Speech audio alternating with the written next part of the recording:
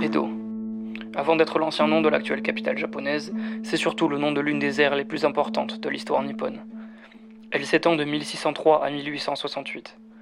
Elle commence avec l'instauration du shogunat Tokugawa, régime insulaire du shogun Tokugawa. C'est d'ailleurs à ce moment-là qu'Edo devient Tokyo et aussi capitale, au moins politique, du Japon. L'idée qui pourrait résumer le mieux cette ère, c'est purement et simplement l'isolationnisme, soit la fermeture des frontières, l'arrêt total des échanges avec l'étranger, bref, t'as compris. En gros, avant, c'est des temps de guerres internes incessantes, Kyoto comme capitale, et après, c'est l'ère Meiji avec l'ouverture du pays au monde, le commerce international, et avec ça, la fin du Japon féodal. Alors, pourquoi je te raconte tout ça depuis tout à l'heure ? Pour amener naturellement le constat le plus classique concernant la société japonaise, le charmant mélange entre modernité et tradition. Désolé, mais c'est impossible de passer à côté. Donc, tout ça pour en arriver à l'un des meilleurs moyens de découvrir cette étrange culture, visiter 3 capitales de différentes ères de l'histoire du Japon.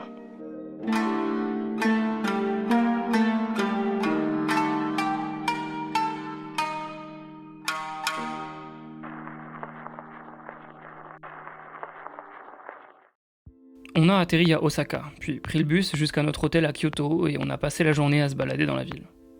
Au début, on était un bon groupe de 15 à arpenter les rues de Kyoto, mais une fois l'heure du repas venue, il nous fallait trouver un truc.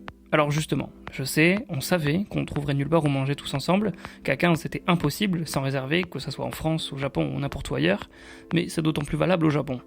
Il y a ici énormément de petits restos traditionnels, avec juste une dizaine de places. C'est fait pour que les Japonais puissent manger seuls ou par deux rapidement pendant leur pause déj, pas pour accueillir des groupes. Et donc même à 7 ou 8, on a parfois eu du mal.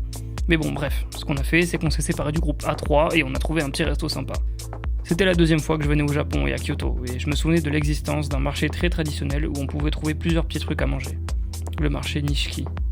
Bingo, on l'a trouvé très vite, et en le traversant, on est tombé sur ce resto. Je l'ai trouvé parfait pour démarrer un voyage au Japon, une bonne initiation à la cuisine locale, pour à peine 700 yens, donc environ 6 €. Ensuite, on a juste marché dans Kyoto sans rien faire de particulier. C'est le 2e et 3e jour qu'ont eu lieu les visites guidées sur Kyoto. Honnêtement, c'était assez intense, mais on a vu pas mal de trucs, c'est cool. À commencer par le pavillon d'or et pavillon d'argent, respectivement Kinkakuji et Ginkakuji, à Kita et Sakyoku, 2 arrondissements de Kyoto. L'histoire d'un duel entre un grand-père et son petit-fils, duquel aurait fait bâtir le plus beau des 2 temples.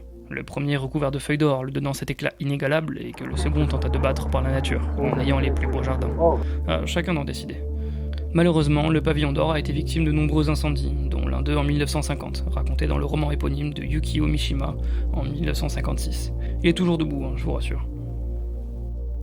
On est aussi passé par le sanctuaire Heian, où j'ai pu faire une offrande à je ne sais plus quelle divinité Shinto, désolé.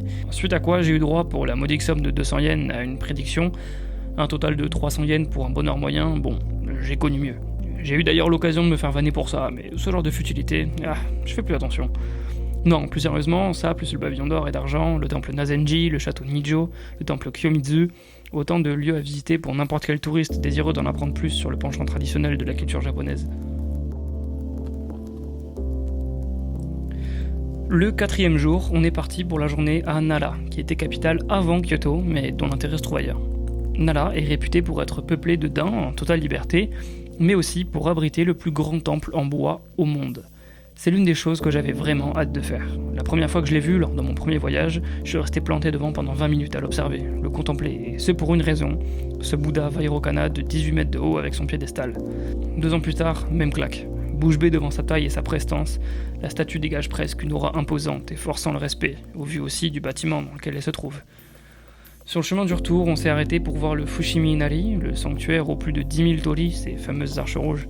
On l'a d'ailleurs atteint sous le déluge, la pluie, les éclairs, tout ça, ce qui m'a obligé à utiliser des méthodes originales pour protéger mon appareil, pouvoir filmer. Et le lendemain, le cœur du voyage, Gion Matsuri, un festival où une trentaine de chars défilent dans les rues de Kyoto. Il aurait eu lieu pour la première fois il y a 1100 ans. On raconte que c'était pour apaiser la divinité des fléaux et des maladies, et cette coutume est restée. Ça reste plutôt impressionnant. Après, je dois reconnaître qu'il faut aimer la musique. Enfin, cette musique. On s'est déplacé juste ici, sur cette avenue. Une fois le défilé terminé, on a mangé, on s'est rendu à la gare prendre le Shinkansen et bim, on était parti pour Tokyo. Ça nous a à peine pris 2 heures, alors qu'en train classique, ça aurait dû être le double, voire le triple. J'en ai d'ailleurs profité pour avancer quelques trucs. Y a pas à dire, niveau transport, les Japonais, ils sont loin, très loin de la France. Allez, remballe ta SNCF. Le train est carrément arrivé en avance. Oui, en avance. Et on a dû ralentir pour arriver précisément à l'heure prévue. Bref, parlons de cette fameuse capitale. Par où commencer? La journée de visite guidée était tellement chargée. On a fait 5 ou 6 quartiers différents, mangé à 4 la dose d'un sumo. Ouais, non, c'est vraiment beaucoup, je sais pas comment ils font. Sinon, j'ai mieux. Petite liste de ce qu'on a fait en 2 jours et demi. Asakusa, avec sa fameuse allée de magasins traditionnels, et évidemment ce gros temple, je le rappelle, en plein milieu de l'une des plus grandes villes du monde.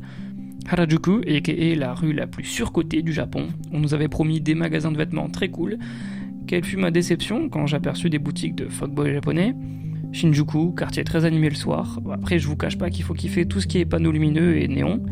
Il y a aussi la mairie de Tokyo, dont on a pu accéder gratuitement à l'un des derniers étages pour une vue sur toute la ville. Shibuya, sa statue de Hachiko et son légendaire passage piéton. On a pu traverser en heure de pointe et franchement, c'est cool d'esquiver tout le monde. Akihabara, le rêve pour quelqu'un comme moi, partout, des magasins de manga, de figurines et de goodies.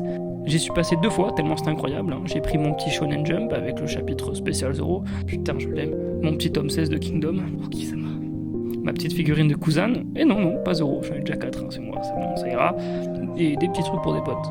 Odaiba, l'île artificielle. Plutôt cool, je dois dire. En revenant, on a d'ailleurs traversé le pont qui la lie à la ville à pied. Sentir le vent directement dans la gueule. Sentir le pont bouger quand il y a un camion qui passe. Bref, je vous le conseille. Et Omotesando. Une petite référence s'impose. Sur un sample de l'OST du film Berserk, ce son de Népal correspond parfaitement à l'ambiance particulière de cette avenue, aux 1000 magasins de luxe. Il faut dire que les musiques du Népal ont vraiment rythmé mon séjour.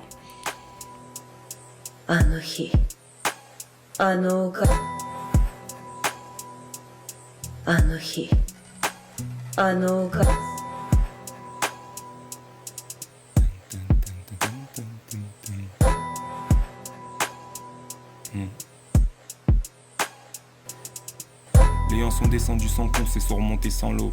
Ambiance YTP, RDV, Omotesando. La transition est toute trouvée. Le dernier soir, je savais déjà ce que je voulais faire. C'est plutôt simple, me balader, seul et en écoutant une playlist concoctée exprès pour l'occasion. Je suis resté dans le quartier de l'hôtel, soit autour de la tour de Tokyo, pendant 1h30. Et encore, c'était pas assez. Là-bas, une fois la nuit tombée, que les restos ferment et les métros aussi, le quartier a une toute autre ambiance. D'ailleurs, je pense que c'est le cas pour à peu près n'importe quel autre quartier de Tokyo. Les images parleront d'elles-mêmes.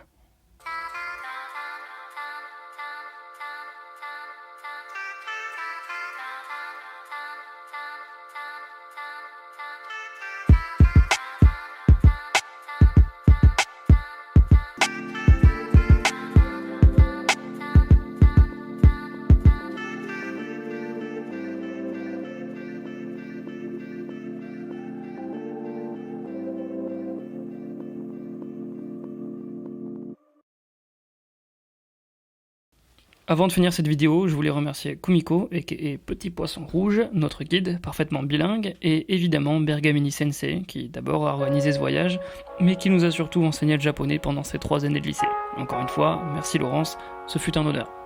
Allez, salut! Space.